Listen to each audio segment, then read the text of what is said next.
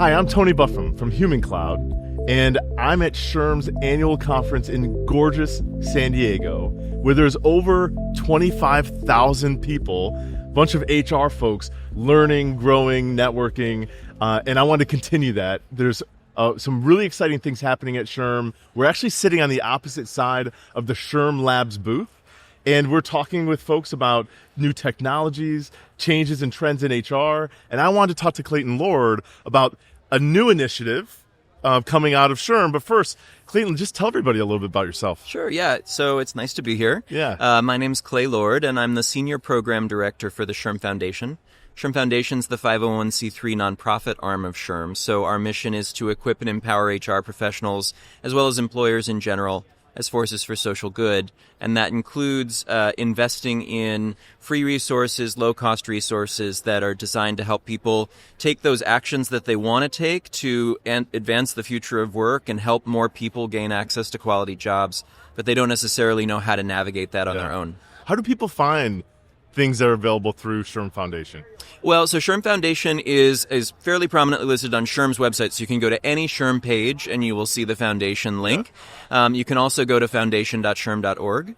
And then today, and here at the conference, what we've been doing is launching a new initiative called Skills First Future, and that has its very own URL, which is very easy. It's skillsfirstfuture.org. Yeah, I mean, that's part of what we wanted to connect about in the first place.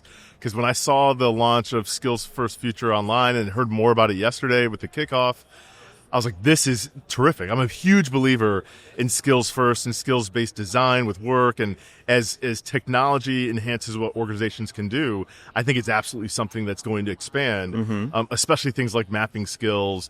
It's always been such a hard task, but technology is making that easier and easier. That's exactly right. Not just mapping it, but maintaining it and tracking so it's always current. So tell us more about what Skills First Future is doing and what that means. Well, yeah, and I think what you just said is really, really important. The skills movement is not a new movement. People have been talking about skills and competencies for many, many, many decades. And we've been at a moment for a while where people have wanted to do more. But it's really hard as a HR professional, as a human, as a hiring manager, to look at the fullness of a person and process them in any meaningful way in terms of what they can do. And so our goal with Skills First Future is to create a set of simple tools that allow people to take that incremental first step to adopt a skills-first hiring or a skills-first advancement strategy that doesn't break the bank and doesn't disrupt their day-to-day business operations, but allows them to see how they can dip their toe in the water. And to do that, we've developed 4 main things that are on this site. The first is a library of over 500 tools and trainings and resources drawn from a bunch of different partners. We actually created this whole project with 15 other partners, including Jobs for the Future, Opportunity at Work, U.S. Chamber of Commerce Foundation, Business Roundtable, and others. And so this library is searchable. So you can search and filter it so that you can figure out exactly which of these resources are the thing that you need right now. Sure. And if you need a little bit more direction than that, we've also worked with Education Design Lab to develop what we call the Skills Action Planner, which is a readiness assessment and recommendation engine. So in the course of about 15 minutes, you can take a free assessment on the Skills First Future site, and it generates for you a customized report that tells you exactly where you are based on your questions, your answers, and exactly where you want to go based on your answers, and then gives you specific recommended actions and specific recommended resources to take those actions as well. Oh, that's terrific. Yeah. So it's great. And then, the big one is that we are now the proud launchers of the latest SHRM specialty credential. Yeah. Very, very popular credentials at SHRM, the specialty credentials. We now have one for Skills First. And so you can take this credential. It's about 16 hours long. You get 16 PDCs if you're trying to re-up your SHRM CP or SHRM SCP. And you can use that to demonstrate your competency being a skills-first professional from recruitment all the way to retirement. I think this is an awesome credential because it's such a reflection of this is definitely where things are going. But with anything that's new, it can be really intimidating. You're helping people prepare and you're certifying them. That's right. Saying, That's exactly right. They understand it. they're good, they're ready. And it's got to give the folks that are starting to operate in this space, whether they're already in HR or not, confidence in pursuing, new org design approaches or whatever it might be. That's absolutely the goal. SHRM's research shows that somewhere between 90 and 95% of all businesses, all HR professionals, want to be doing skills-first hiring and advancement practices, but only about 15% of them say they can.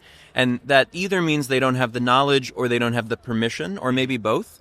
And so our goal is to take that 95% and sort of bring them closer to that action space, in part by telling them that you don't have to do it all. You just have to do one thing. You can go in, you can figure out how to revamp your hiring process, or you can figure out how to navigate to have more professional development so you're upskilling your people over time. You can rethink when and where and how people work so that it prioritizes them putting their skills to use, and take advantage of those skills regardless of where they learned them and how they carry them in their lives. And you can even look at succession and think about how you can transform a role over time by breaking it down into skills components rather than thinking about what you liked and didn't like about the person who's leaving. Yeah, I've always been not always. I guess I should say in the last 8 years, once I kind of really started to get my head around deconstructing jobs and focusing on the different skills. Because when you do that, now you can resource work differently. You can resource talent differently. But it's hard for organizations to get out of that traditional mindset. I've said it many times, said in the panel earlier today, the biggest competitor to a change like this is just status quo. We're used to working like this. Absolutely. Not just HR, but hiring managers as well. So are there resources that help them as well with change management? Through the certification? The biggest barrier to anything like this is inertia. It's saying, what works right now works. And I think that there are a couple other challenges that basically all roll up into a conversation about risk management and change management. And so, yes, absolutely, there are both tools within the library that you can access, and then also within the credential, there's a whole module specifically built around change management and how you can speak to your higher-ups, how you can speak to your finance team, how you can speak to your managers, and have a conversation with them about how this doesn't have to be scary and it doesn't have to be radical. This is just the natural evolution of things. And one of the things that we think is sort of really crucial to understand, which is why we've gone through all this effort to make this center, is that you can either do this or not do this for yourself, but we believe that a skills-first future is inevitable. It's important to every and that you can either be prepared for it or not be. And so we've tried to make it as easy as possible to knock down those gates so that small and mid-sized businesses, nonprofits, anyone who's interested in this conversation about changing the way you hire to embrace what people know instead of how they know it, to be able to do that through the center. So, and you said you've been working on this for so long. How long has this been a project underway? And how have you been involved in it the whole time? I have, So I came to SHRM about 2.5 years ago, and we were just at the very beginning of the ideation process there. There has been some thinking that kind of happened in that year before I got here. We ultimately worked with the Charles Koch's Foundation, Walmart, and Workday Foundation, and collectively they put in about $3 million to help us launch this thing. All right, so they're committed. They're committed, and they want to keep doing it with us. They are really, really energized at this idea of creating a way for us to scale this movement. Because a lot of what's happening right now is happening in the biggest companies in the country who can afford to pay for it all themselves. But 99.5% of the businesses in this country are small to mid-size, and they hire and retain over half of all the talent in this country. And so we need to navigate to a better solution that's going to allow them to embrace these strategies as well. You answered the next question that's come out of my mouth, which was, why SHRM Foundation and not SHRM? It's because of the accessibility. Absolutely. And I also will say SHRM Foundation and SHRM are very closely linked together. Of course. They both start with the same 4 letters. Absolutely. And SHRM is fully embracing the skills first future as well. We internally, in terms of our processes of hiring and training and advancing people. And then also we've got a certain amount of initiatives right now. We've got more initiatives coming just down the bend in order to embrace this skills first strategy for all of our members. But it sits within the foundation at this moment with the Skills First Future site.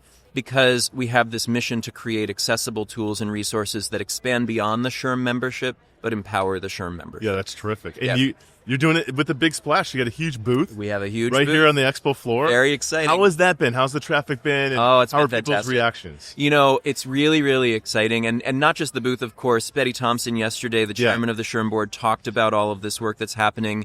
And we've got our companion SHRM booth that is there as well, and they're also talking it up. We've got a presence in the SHRM store with a talent stack card deck. Yeah. So we're kind of all over this year's conference, which is really, really amazing. Yeah. The booth traffic, or the marketplace, the Skills First marketplace traffic that we've been having has been really phenomenal. And we've had really amazing conversations with folks. I had a great conversation with a woman who let us know that she herself is a Skills First hire, that she is also a previously incarcerated person who has been hired into this role and upskilled over time by her company, and her company has such confidence in her that they're now paying for her courses so she can get her associate's degree and eventually her bachelor's degree, and continue to do the great work she's doing in manufacturing. So it's really, really cool. And people are super energized to have these accessible tools that allow them to take those first steps. Because, by and large, they say, this sounds really, really neat, but I don't know how to start. Yeah. And that's the whole point, is to get people to that starting line so that they can take that first leap. Just give them that first step. That's right. Hold their hand through that process, but then you can help them learn to walk and then hopefully run on their own. Absolutely. And particularly right now because, we're seeing this huge mismatch, and Johnny talked about this today on the main stage. We've got people looking for jobs, and we've got jobs looking for people, but they're not finding each other. Yeah. And that's true across the board in terms of organization size, in terms of industry. And we think that a lot of that comes down to two things. One is the skills are actually mismatched, and so there's an upskilling and reskilling process that needs to happen.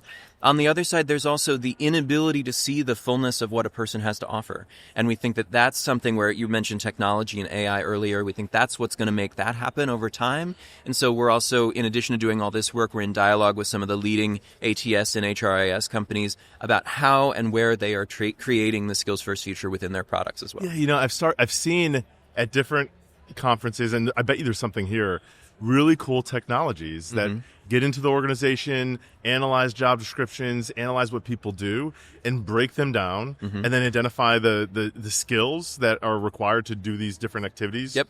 But then also can make recommendations on should some of these be automated?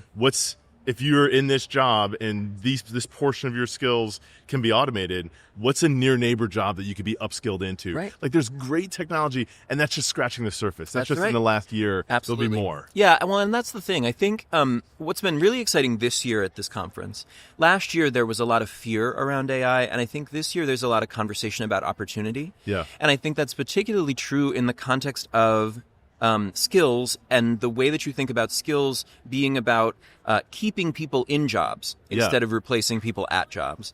And so I was on a panel, I moderated a conversation with my colleagues from Workday during the Executive Network Summit, and the conversation really centered on this idea of how do you enable more success for your people through AI and technology. And she gave the example at Workday that they have used AI to automate the interview scheduling process for their recruiters. And she said, some people might say that means we need fewer recruiters. We say that means that the bulk of those recruiters have about 2 days extra per month. Yeah. They're not scheduling interviews, where they can be doing something that's higher order and more important that they weren't able to do before. Yeah. And I think that's really great. And a lot of that has to do with skills mapping and skills inference in order to make sure that those folks feel maximized in their work. There's clearly so much. We could go on for quite a while talking about the value and the impact and the future of Skills First. If there's one more thing that people could take away from this conversation that you want them to take away, what would that be? I mean, what I think when I get asked this question, particularly in this context, the number one thing that I want people to understand, HR professionals, people managers, C-suite folks, everyone in the world of work, it's that a skills-first future does not have to be a future where you're taking a big leap and taking a big risk. Yeah. It is something that you are already doing. It's something that you can incrementally embrace more and more. And it's something where the technology and the practices can meet you and carry you forward. And if you want to learn more about that, you can go to skillsfirstfuture.org. There you go. You read my mind. So it's not a revolution, it's an evolution. That's exactly right. That's the thing to leave people with. Yep. Well, thank you so much for talking with me, Thank Clayton. you. This is a great event. I hope you're having a great time. Absolutely. And I'm sure I'll see you around the event later. Thanks so much. Yeah.